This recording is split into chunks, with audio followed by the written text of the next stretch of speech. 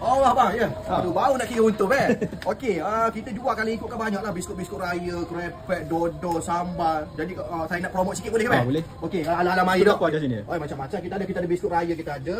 Lepas kita ada tak nenas, paling special tak nenas. Lepas tu kita ada dodo, kita ada serunding.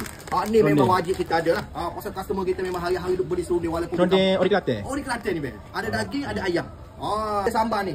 Sambal ni, sambal Adinda Aira ni. Famous ni. Ni viral di Selangor ni. Kita ada sambal Cik Noh.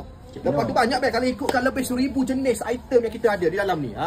Okey, dan bulan Ramadan nanti akan ada banyak lagi kuih-kuih raya lah. Orang Selangor wajib datang mana komplek PKNS semua orang kenal bang. Gerai mana ni? Macam mana bang? Gerai mana ni? Gerai kita dekat depan betul-betul depan kedai emas Miza. Kalau abang tengok ni, abang tunjuk gambar ni, tunjuk ni biar pakat mari belakang ni. Ni biar pakat mari belakang ni, tengok ni. Kedai produk industri kecil sederhana. Eloklah tu support usahawan kecil kita jadi minta banyaklah support kita punya bisnes lah. Okey, bang tengok bang, krepek ni bang. Ni. Krepek pisang ada, krepek pedas kerupuk, ada tempeyek ada, krepek ubi pun ada. Banyak lagi lah nak cerita ni. Ni apa ni? Sukut. Ni paling viral ni krepek ni pisang. Sukut. Ni wajib ada lah pasal regular customer ramai duk beli hak ni.